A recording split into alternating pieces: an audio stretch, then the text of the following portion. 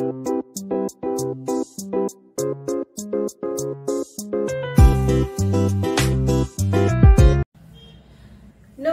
Aroma of রান্নাঘরে আপনাদের সকলকে স্বাগত। আজকে আরো একটা নতুন রেসিপি নিয়ে এসেছি। চলুন আপনাদের সবাইকে সঙ্গে নিয়ে শুরু করি আজকের রেসিপি। দেখুন, আমি এখানে মটরশুঁটি, কচুরি আর আলুর দমের সমস্ত রকমের জোগাড় করে রেখেছি। এবার একে একে দেখাই। প্রথমে দেখাই মটরশুঁটির কচুরির জন্য যে স্টাফিংটা হবে তার জন্য আমি কি কি নিয়েছি। মটরশুঁটি আন্দাজ মতো নেবেন, যতটা আপনারা বানাবেন সেই আন্দাজে, যতটা পুর হবে সেই আন্দাজে মটরশুঁটি নেবেন। এর মধ্যে দিয়েছি দেখুন এক টুকরো আদা, এই এতটা আদা, আর 3 থেকে 4টে কাঁচা লঙ্কা দিয়েছি। এর মধ্যে যাবে এই মৌরিটা, মৌরি কিন্তু অবশ্যই দেবেন। এই মৌরি দিলাম, আর যাবে নুন, চিনি। আর যখন আমি এটাকে ভাজবো পুরটা তখন দেবো হিং, এখন দেবো না, আমি দেখাবো আর কি কি তখন দেবো। এবার এটাকে ভালোভাবে ফাইন পেস্ট করে নেবো, এটা একটু সরিয়ে রাখছি। আর এইটা হচ্ছে বাইরের যে কোটিংটা হবে আটাটা, সেই আটাটা আমি আটা মানে ময়দাতেও করতে পারেন পুরোপুরি, অথবা আটা ময়দা মিশিয়ে। আমি এটাতে একটু আটা মিশিয়েছি, 1.5 কাপ আটা 1.5 কাপ ময়দা নিয়েছি, তার কারণ একটু হেলদি হবে। পুরোপুরি ময়দা আমার বাড়িতে সবাই পছন্দ করে না, আপনারা করতেই পারেন। এবার এটাতে পরিমাণ মতো নুন আর একটু তেল দেবো, রিফাইন অয়েল। ময়ানের জন্য সামান্য একটুখানি চিনি দিয়ে এই ময়দাটাকে মেখে নেব। ভালোভাবে ক্রাম্বল করে এটাকে মিশিয়ে নেবেন, যেরকম লুচির আটা মাখেন ঠিক সেইভাবেই মাখবেন। ব্যাস, এবারে তো অল্প অল্প জল দিয়ে এটাকে ভালোভাবে মেখে নেব।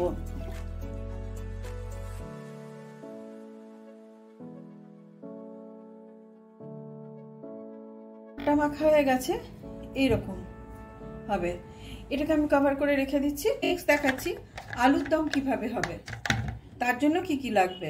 দেখুন, প্রেসার কুকারে আমি আলুগুলোকে কেটে কেটে দিয়ে দিয়েছি। মানে আমি এখানে কিন্তু ছোট আলু ব্যবহার করছি, যেটা এখন পাওয়া যায় নতুন আলু। সেই আলু আপনারা যে কোনো রকমের আলু নিতে পারেন, যেটা অ্যাভেলেবেল হবে সেটাই নেবেন।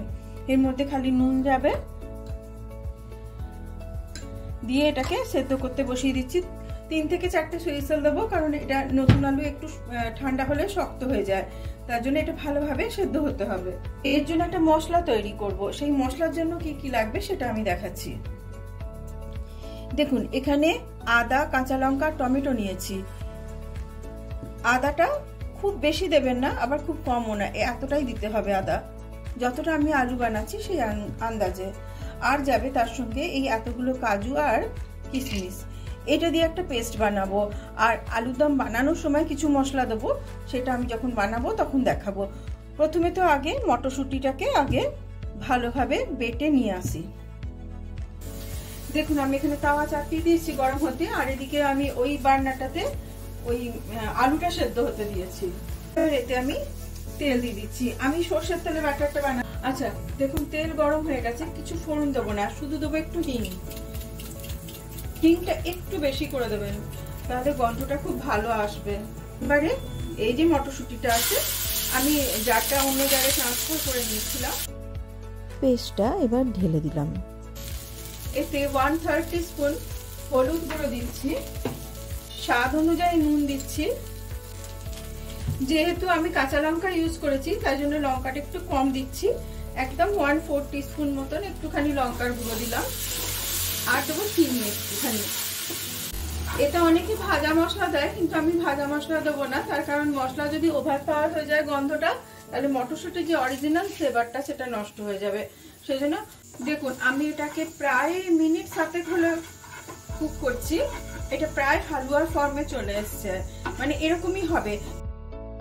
এখানে একটা ছোট্ট টিপস বলছি, যখনই কোনো পুর বানাবেন না, তখন তেলের ইউজটা একটু কম করবেন, তাহলে দেখবেন আপনার পুর কখনো ভেতর থেকে বেরোবে না, যেটাতে স্টাফ করবেন তার থেকে কখনোই বেরোবে না। এই দেখুন শুকিয়ে গেছে, আর স্টিক করছে না। এবার এটাকে ঠান্ডা করতে দেবো।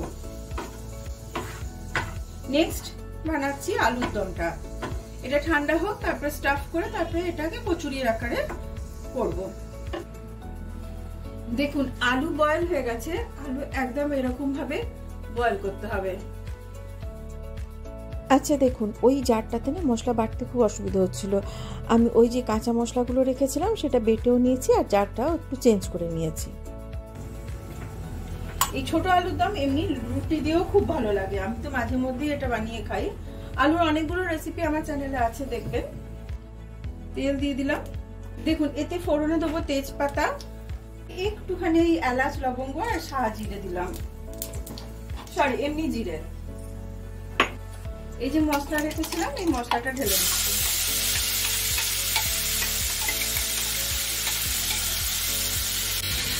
এবার এতে একটুখানি হিং দিয়ে দিচ্ছি, অল্প হিং দেবেন, দিয়ে এটাকে একটু কষতে হবে। মশলাটা একটু তেল ছাড়া ছাড়া হয়ে আসবে, তখন এতে আর বাকি যে মশলাগুলো অ্যাড করব সেগুলো অ্যাড করব। দেখুন এটা থেকে প্রায় তেল ছেড়ে দিয়েছে। হ্যাঁ, এবারে আমি এতে আস্তে আস্তে মশলাগুলো মিশিয়ে দিচ্ছি।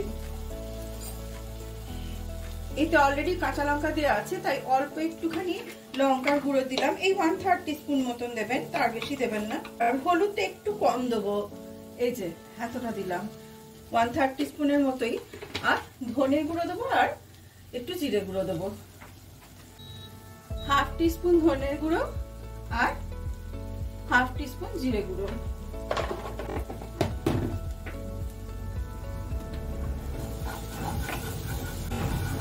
সামান্য একটু জলের ছিটে দিয়ে,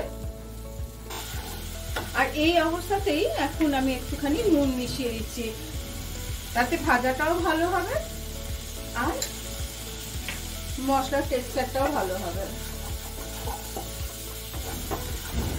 দেখুন আর দেবো আর একটুখানি কাশ্মীরি লাল মির্চ দেবো, যেটাতে কালারটা আসবে। এবার মশলাটা একটু কষতে হবে। এরকম অবস্থাতে একটু মটরশুঁটি দিয়ে দেবো, খুব বেশি না, অল্প দিলেই হবে। ও দারুণ সুন্দর গন্ধ বেরোচ্ছে।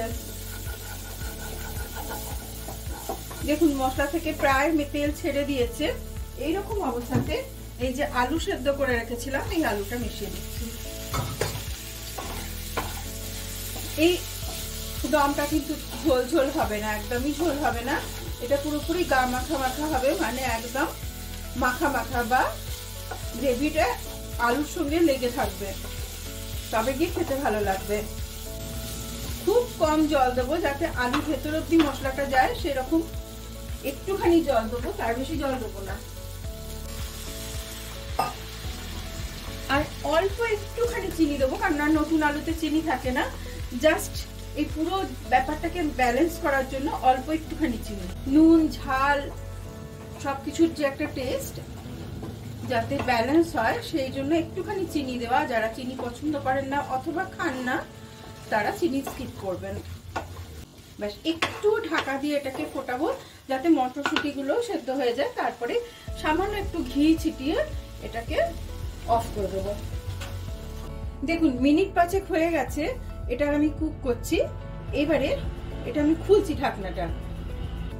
ওয়াও, দারুণ সুন্দর গন্ধ বেরোচ্ছে। আর একটু সামান্য 1/3 টিস্পুন ঘি, এতে যেহেতু সাবেকি রান্না সেই জন্য এটাতে একটু ঘি লাগবেই। এই ঘিটাকে এখন আমি পুরোপুরি এর মধ্যে ছড়াবো না, এটা এইভাবেই মেল্ট হবে। এটাকে আমি ঢাকা দিয়ে পাশের বার্নারে রেখে দিচ্ছি। এবার বানাবো কচুরি।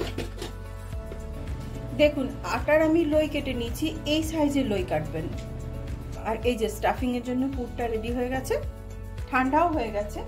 এবার একটু হাতে আটা লাগিয়ে এভাবে বাটির মতন করে যেরকম পুর ভরে, আপনারা সবাই জানেন, আমি জানি, খুব বেশি ভরবেন না বা খুব কমও ভরবেন না। খুব বেশি ভরলে আবার ভাজতে গিয়ে বেরিয়ে যায় অনেক সময়। জাস্ট এইভাবে মুখটা মুড়ে দেবেন।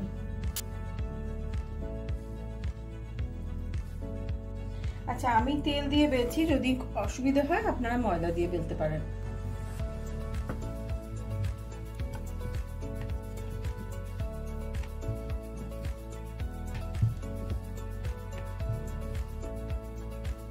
ব্যাস, এর বেশি আর বড় করব না, এই সাইজেরই রাখবো।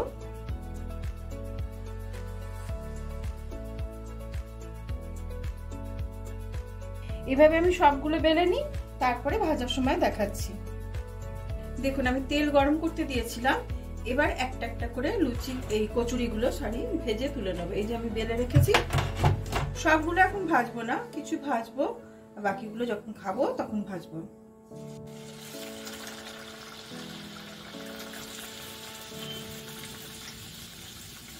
আহা হা, এই গরম গরম কচুরি আর আলুর দম, সে আগেকার দিনে বিয়ে বাড়ির কথা মনে পড়ে যায়।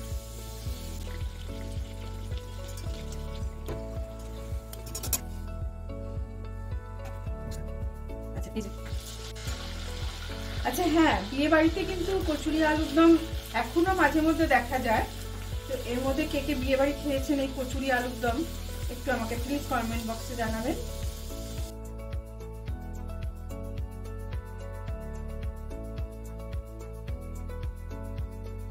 খুব সুন্দর, এইরকম ওয়াও, এইরকম গোল্ডেন ব্রাউন করবেন, ঠিক এই কালারটা যেন আসে, এর থেকে বেশি যেন কালার না হয়। সব কটা ফুলবে, আমি এইভাবে সব কটা ভেজে নিয়ে দেখাচ্ছি, পরিবেশন করে দেখাবো। এইরকম ফুলকো ফুলকো কচুরি আর আলুর দম জাস্ট সার্ভ করুন, বিলিভ মি আপনার যে কোনো ডিমান্ড ফুলফিল হয়ে যাবে।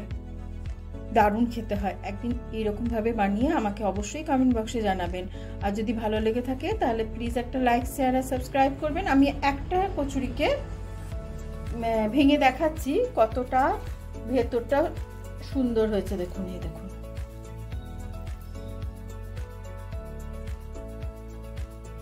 দেখেছেন এইরকমই হবে। আর কতটা খাস্তা হয়েছে দেখুন, এই দেখুন, এমন কিছু ময়ন কিন্তু দিইনি, কিন্তু অথচ এরকমই সুন্দর খাস্তা হবে। একদিন অবশ্যই বানাবেন আর আমাকে জানাবেন। আসলে আপনারা কমেন্ট করলে আর একটা নতুন ভিডিও বানানোর উৎসাহ পাই, আর আমি চেষ্টা করি প্রত্যেকটা কমেন্টের উত্তর দেওয়ার। কেমন লাগলো অবশ্যই জানাবেন।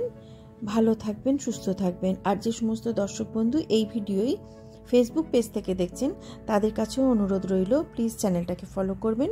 অনেক অনেক ধন্যবাদ।